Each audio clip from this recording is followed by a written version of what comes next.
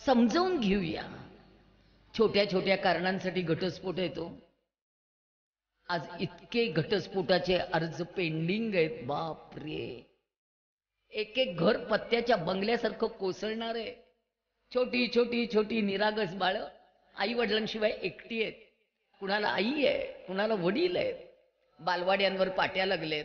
आईकडे राहणाऱ्या मुलांना वडिलांनी भेटू नये, वडिलांकडे राहणाऱ्या मुलांना आईनी भेटू नये। काय करायचं छोट्या छोट्या लेकरांनी? इतक्या छोट्या कारणासाठी घटस्फोट।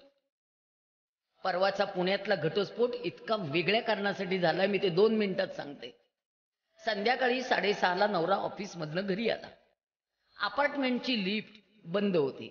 तो 7 जिने चढून वर आला। तो दमला होता। 10 तासांनी परत आला होता। बायकोनी दार उघडलं। त्याला आत येऊ देत, बसू देत, पाणी पिऊ देत, नंतर बोल। नवरा दरवाजात उभा आणि ती ओरडली, बिपिन बूट काढू नको। तो म्हणाला, का? खाली जा आणि जरा ब्रेड आण, मला सँडविच करायचे।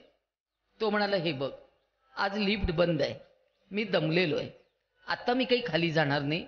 तू आजच्या दिवस पोहे कर, उद्याला सँडविच कर, उद्या येताना मी ब्रेड आणतो। विषय संपला होता ना।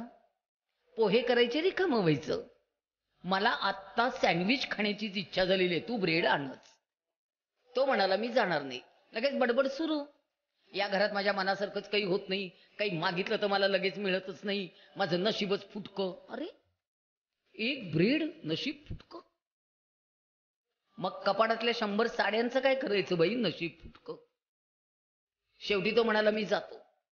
जायला निघाल्यावर दुसरी ऑर्डर, पुन्हा बेकरीचाच ब्रेड आण, इतर ब्रेड मी खात नाही। आता पुन्हा बेकरी 4 किलोमीटरवर, त्या रस्त्याला 22 सिग्नल आणि 42 स्पीड ब्रेकर आहेत। हा कधी जाणार, कधी आणणार? तरी तो गेला, बेकरी बंद। शेवटी त्यांनी मोबाईलवर फोटो काढला आणि तिला व्हॉट्सअपला पाठवून दिला, बेकरी बंद। तोपर्यंत स्वयंपाकघरातली भांडी बाहेरच्या खोलीत आली होती। आरडाओरडा चालू झाला होता।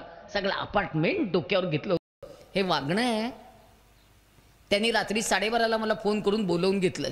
12:30 पर्यंत त्यांनी बूट काढले नव्हते की पाणी पिलेलं नव्हतं। हे वागणं आहे का? काय मुलीला समजावून सांगितलंय मी। तिचं एकच म्हणणं, नवरा माझ्यावर प्रेम करत नाही, नवरा मला ॲप्रिशिएट करत नाही। म्हणजे काय?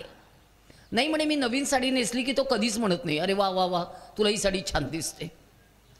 आता काय भांडणाचा विषय आहे?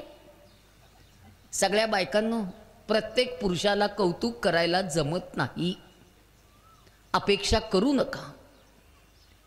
नाहीतर मग आपणच साडी नवीन नेसली ना की नवऱ्यासमोर जाऊन उभं राहून म्हणायचं, नवीन नेसली आहे, कशी दिसते? मनात असेल तर हो म्हणेल, नसेल तर नाही म्हणेल, सोडून द्या ना। हे विषय काही इतके महत्त्वाचे असतात? माझ्या नवऱ्याने 40 वर्षात मला एकदाही म्हटलं नाही तुम्हाला ही साडी छान दिसते, पण माझ्या मुलाला जमतं।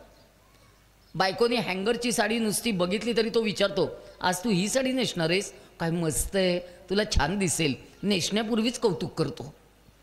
एखाद्याला जमतं, एखाद्याला नाही।